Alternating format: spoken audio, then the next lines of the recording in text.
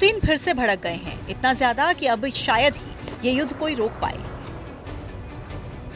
Zelensky का बड़बोलापन Ukraine को बहुत भारी पड़ने जा रहा है। एक तरफ जहां पुतिन युद्ध समझौते का मूड बना चुके थे, जहां पुतिन ट्रंप की शर्तें मानने के लिए तैयार हो चुके थे, दूसरी तरफ ज़ेलेंस्की उन्हें युद्ध उन्मादी बता रहे थे। सऊदी अरब मीटिंग के बाद ज़ेलेंस्की ने जो बातें कही, उससे रूस का गुस्सा आउट ऑफ कंट्रोल हो गया है। ज़ेलेंस्की ने जैसे ही पुतिन पर जुबानी हमला किया, रूस ने यूक्रेन को जलाना शुरू कर दिया। सोमवार की रात से सुमी जल रहा है, कीव में ड्रोन फट रहे हैं, खार्किव में मिसाइलों की बौछार हो रही है। क्राइमिया और बेलगरद में बारूद बेहिसाब बरस रहा है। ट्रंप, पुतिन और ज़ेलेंस्की किस तरह का युद्ध समझौता करने में जुटे हैं।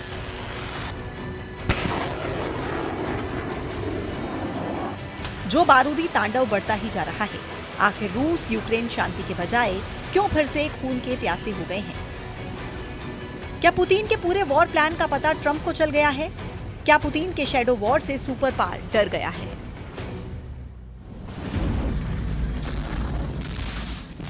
यूक्रेन रूस में भीषण ड्रोन युद्ध शुरू हो चुका है। यूक्रेन में सोमवार की आधी रात फाइटर ड्रोन से रूस ने भारी तबाही मचाई है।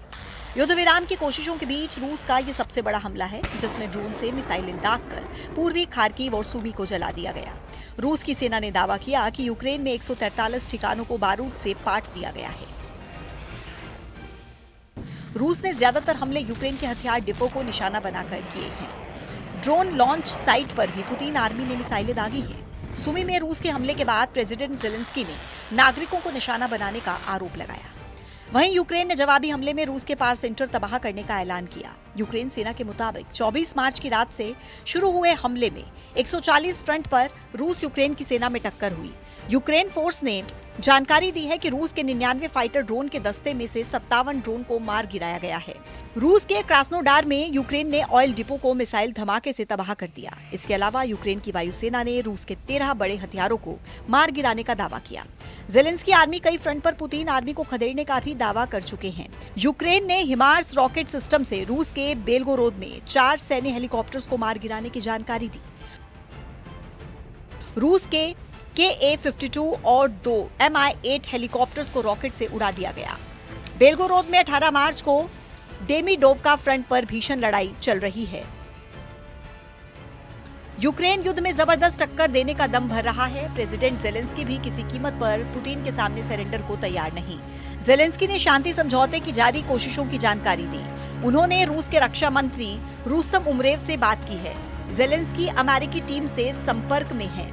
ज़ेलेंस्की प्रेसिडेंट ट्रंप की पहल के साथ हैं, मगर उन्हें अब भी पुतिन की बातों पर भरोसा नहीं। ज़ेलेंस्की ने फिर एक बार दोहराया कि यूक्रेन सिक्योरिटी गारंटी मिलने तक युद्ध करता रहेगा।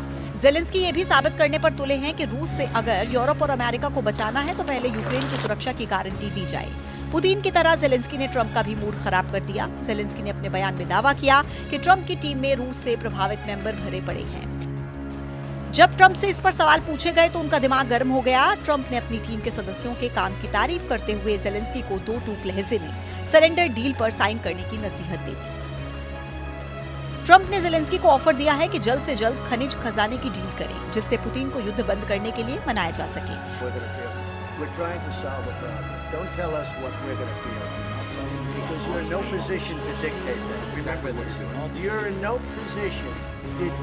यानी तीनों सुप्रीम लीडर युद्ध समझौते के लिए तैयार हैं, तो फिर दिक्कत कहां है? पुतिन समझौते के लिए तैयार हैं, ज़ेलेंस्की युद्ध रोकने के लिए रेडी हैं, ट्रंप हर हाल में युद्ध रोकना चाह रहे हैं, तो फिर रूस यूक्रेन युद्ध खत्म क्यों नहीं हो रहा? क्यों पुतिन अपने पत्ते खोल नहीं रहे हैं? क्यों ट्रंप से ज़ेलेंस्की डर नहीं रहे हैं? क्यों पुतिन से यूरोप खौफजदा है?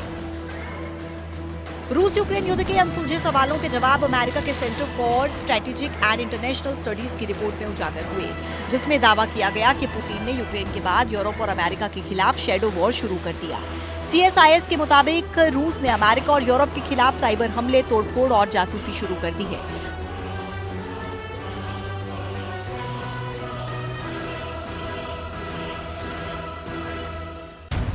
जिसका मकसद यूक्रेन को पश्चिमी देशों से मिलने वाली मदद को कमजोर करना है।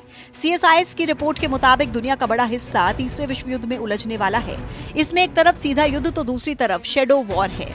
CSIS की रिपोर्ट में हाल ही की कुछ घटनाओं का ब्यौरा दिया गया है, जिसमें यूरोप में सैन्य ठिकानों पर धमाके, सरकारी ईमेल हैक और समुद्र के नीचे के केबल काटने जैसी वारदात में तेजी से इजाफा हुआ। ये सारे कांड यूक्रेन युद्ध शुरू होने के बाद से हो रहे हैं।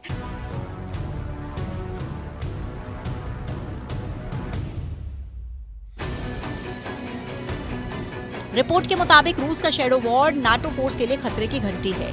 रूस नाटो सदस्य देशों के बुनियादी ढांचे को बर्बाद कर सकता है, जिससे अमेरिका से जुड़े सिस्टम खतरे में आ सकते हैं।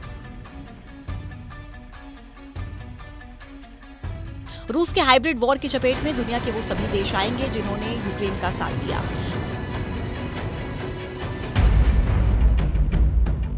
पुतिन के प्रवक्ता दिमित्री पेस्कोव ने जानकारी दी है कि फिलहाल युद्ध समझौते पर उन्हें किसी तरह के ऑर्डर नहीं मिले।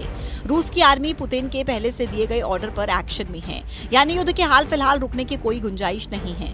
पुतिन जानते हैं कि बाजी उनके हाथ में है। समझौता हुआ तो भी, नहीं हुआ तो भी फायदे में रूस है।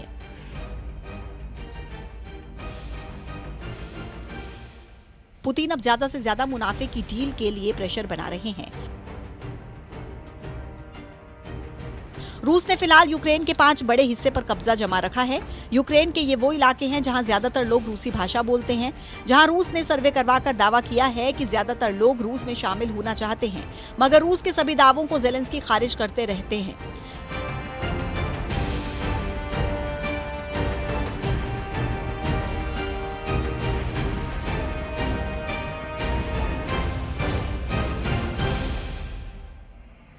ज़ेलेंस्की क्राइमिया पर भी दावा छोड़ने को तैयार नहीं है। युद्ध समझौते के बीच यही सबसे बड़ी अड़चन है। सऊदी अरब के रियाद में चल रही बैठक में भी इसलिए कुछ भी हासिल होता नहीं दिख रहा। रियाद बैठक के बाद पुतिन के प्रवक्ता ने ये तक कहा है कि प्रेसिडेंट पुतिन अब ट्रंप से भी बात करने के मूड में नहीं है। रूस ने समझौते की जो लकीर खींच रखी है, उसी दायरे में युद्ध रुक सकता है। पुतिन यूक्रेन की जीती हुई जमीन से पीछे नहीं हटने वाले। पुतिन यूक्रेन को नाटो का सदस्य नहीं बनने देंगे। पुतिन की मंशा ज़ेलेंस्की को यूक्रेन की सत्ता से बेदखल करने की है। मतलब जब तक ये सब होता नहीं, युद्ध चलता रहेगा, लाशें बिछती रहेंगी, रूस का यूक्रेन में कब्जा बढ़ता रहेगा।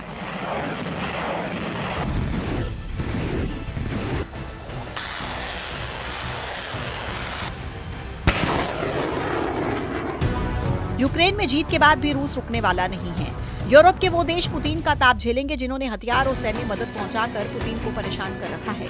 युद्ध जब इस पड़ाव पर पहुंचेगा तब तबाही का अंदाजा नहीं लगाया जा सकेगा।